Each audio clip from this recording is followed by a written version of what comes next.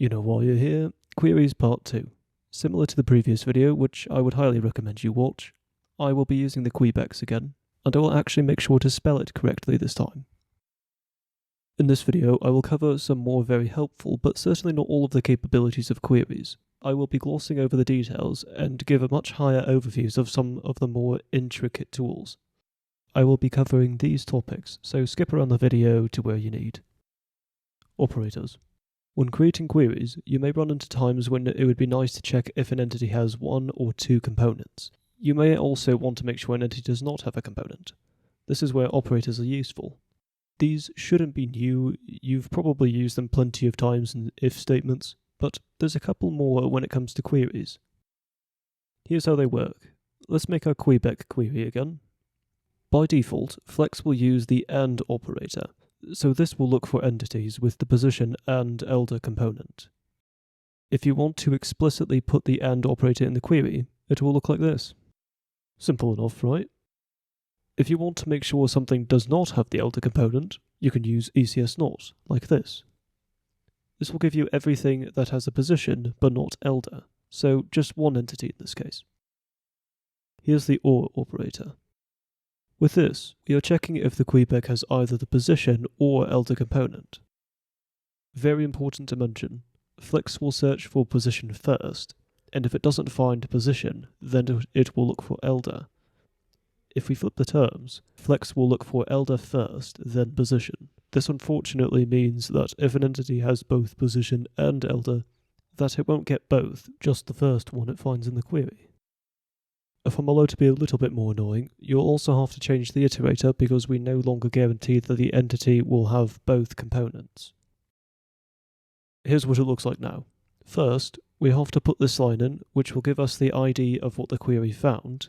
In this case, it will either be the entity associated with position, or the entity associated with elder. Now, we have to check if it's either position or elder. Finally, we can get the component by finding it in the table with this line. We can just pass in the table that we're using, the component that we want, and where it is in the table. I don't expect that you understand this line completely, just know that it can get the component you're looking for. Alright, last time, I swear, but I have to show you this one more thing with the OR operator. Let's make another component for the Quebecs called magic. Let's put it on all three of the Quebecs. Now, let's say that we want to find the Quebecs that have either position or an elder and a magic component on them. We can write it like this. Unlike position and elder, we know that magic will have to be on every entity the query finds. So we can use ECS field, like we did before. Notice, however, that even though we have three terms, the magic component has an index of 1 instead of 2. This is because the query will give back position or elder, but not both. This fills the first index, and the second index will be the magic component. From there, you can use it exactly as you would expect. Now, there are more operators and also ways that you can group these terms, but I think that's enough for now. Let's go to the next topic. Hierarchies. I have mentioned in a previous video about how you use relationships in Flex and how you can make entities children of other entities. We can also query for this, as you will soon see. First, let's recreate our entities. Don't worry about the components, we won't need them this time. Now, let's say Quebec 3 is a parent to both Quebec 1 and Quebec 2. If you remember back in a previous video, we can make an entity a child like this. Essentially, we will now be finding any entity where it is a child of Quebec 3. Similar to the OR example, we can use the ECS ID T type to get the child of relationship. Again, do whatever you like with it from here. In this case, I used it to get the parent with the ECS pair second. I used the child of relationship, but you can use whatever pair you like. This is just one example. Here, I'll give you another example now, with Wildcards. Similar to a game of Uno, you can use wildcards in place of anything. In the case of queries, you can use them to find anything that has a specific relationship. It doesn't matter with who, but you just want to see who has that relationship. For this example, I will make a tag called friends with. Again, I have a video on this topic. If you aren't familiar, there's actually a special function in Flex called ECS tag, and I'll use that here instead. Just know it does the exact same thing. I will also make another quebec, and I will name it quebec4. Now let's make pairs with the quebecs, so we can say who is friends with who. I will say that quebec1 is friends with quebec3, and quebec2 is friends with quebec4.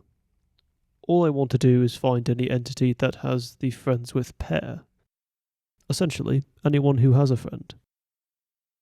That just reminded me of my social stat. Queries have a special attribute for finding anything with this relationship.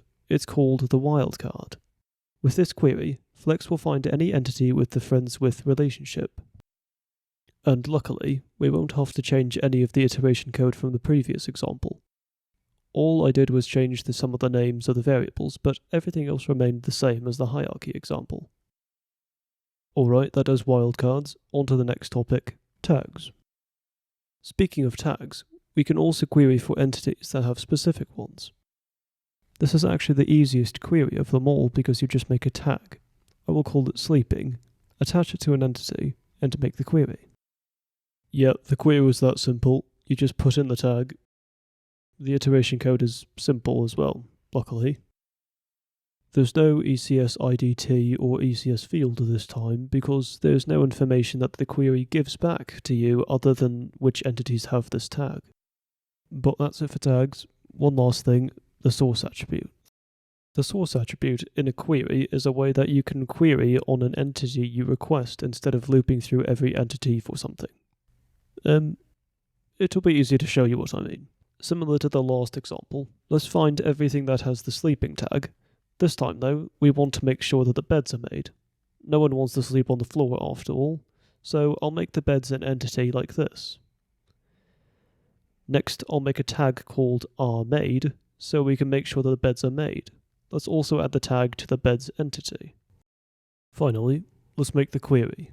To explain what's happening, the query will go through every entity to find anything with a sleeping tag on it. Then it will make sure that the beds entity has the are_made tag on it.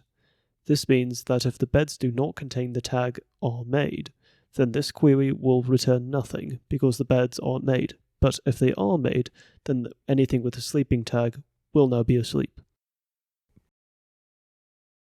Pretty much, you can use this when you want to make sure that an attribute on another entity is also there.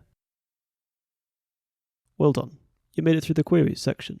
There's only a few things left to cover in Flex, and you'll be well on your way to becoming a low-level game dev. I do want to point out that there are plenty more things that I did not cover about queries, but can still be useful. So instead of making 5 parts dedicated to the queries, I'll leave the resources I used to make this video in the description. Some of them are really interesting, so have a look. Anyway, the next video will be a little simpler, where I cover systems, the last letter in ECS. Let me know what else you would like to see, I'd be curious to know. Anyway, good night.